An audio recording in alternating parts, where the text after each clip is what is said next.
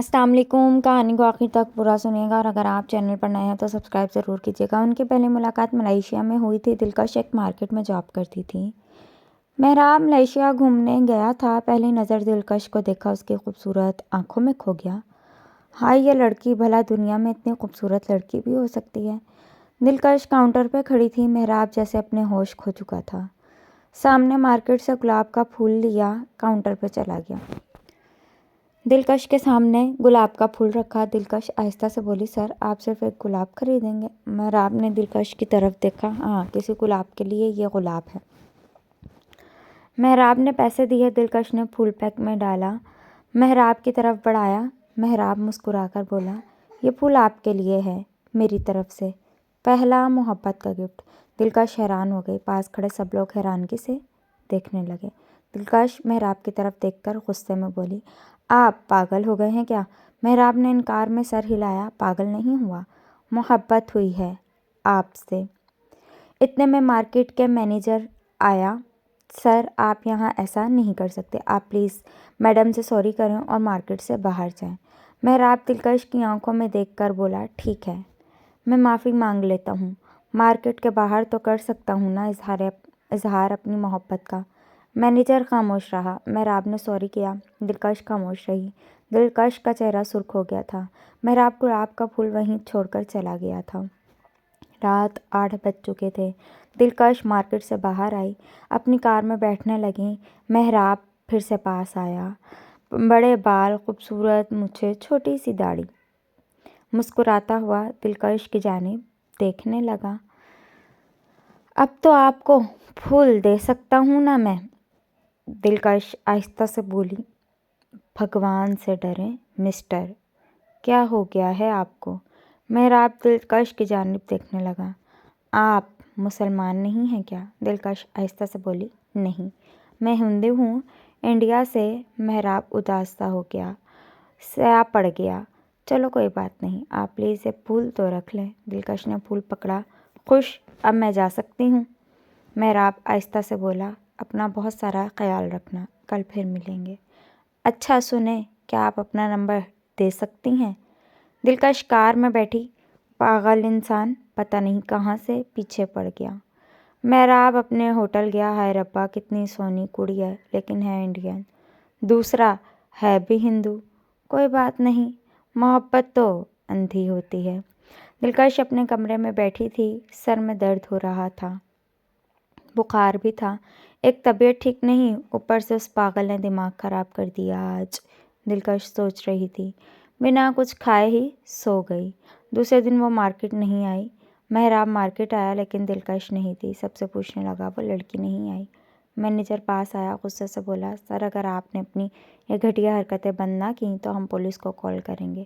آپ پلیز دوبارہ اس لڑکی کے لیے یہاں نہ آئیں، یہ آپ ہم سب کے لیے بہتر ہوگا۔ محراب خاموش ہو گیا۔ اداس بیٹھا تھا، پارک میں کھڑا تھا۔ میرا ویزا ختم ہونے میں صرف 15 دن باقی ہیں، میں دلکش کو کھونا نہیں چاہتا۔ دلکش کو ہم سفر بنانا ہے مجھے، لیکن کیا کروں؟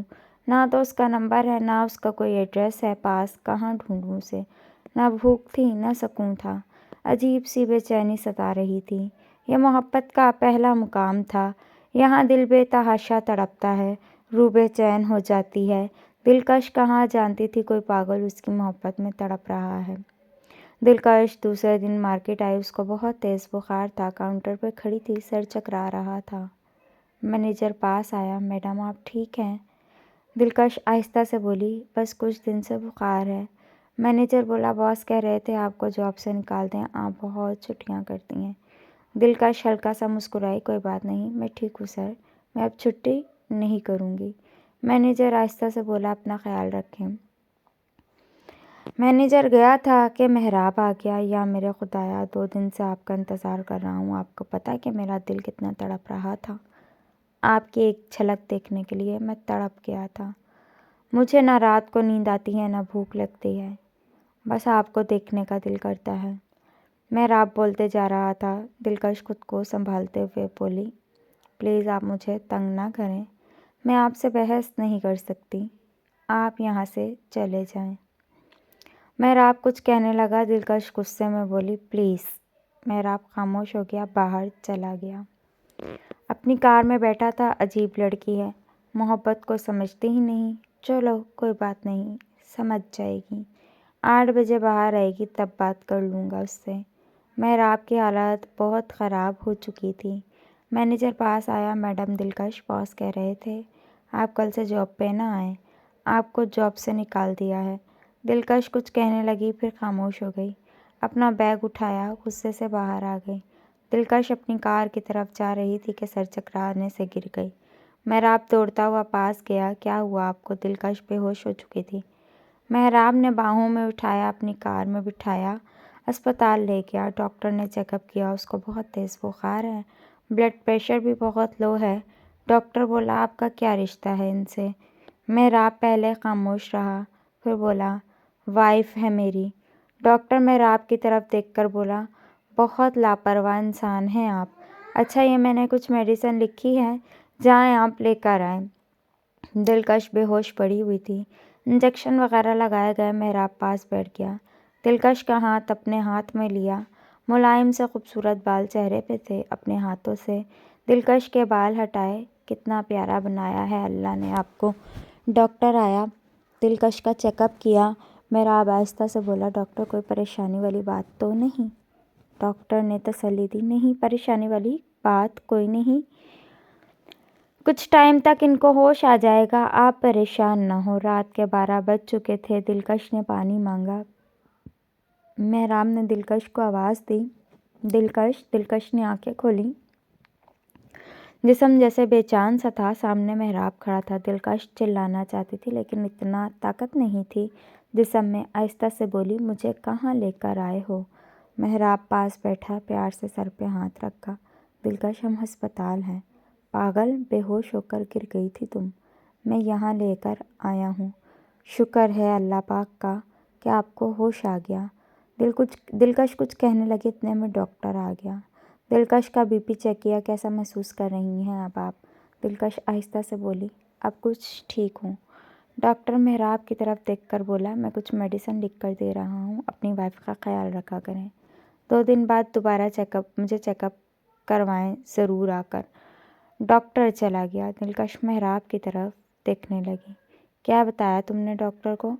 ہمارا کیا رشتہ ہے؟ مہراب آہستہ سے بولا چھوڑو اس بات کو، چلو آپ گھر۔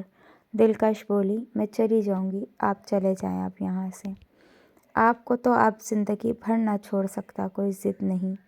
دلکش کو سہارا دیا چلیں میرے ساتھ۔ دلکش اسے کیا کہتی، اب وہ تماشا نہیں لگانا چاہتی تھی۔ مہراب کے ساتھ کار میں بیٹھی، مہراب سے کہنے لگی پلیز آپ مجھے میرے گھر چھوڑ دیں۔ دلکش جان چھڑانا چاہتی تھی مہراب سے، لیکن نہیں جانتی تھی یہ سفر اب بہت لمبا ہونے والا ہے۔ وہ نہیں جانتی تھی یہ محبت ان کے ساتھ آگے کیا کرنے والی ہے۔ مہراب اپنے ہوٹل میں لے گیا۔ دلکش خاموش تھی۔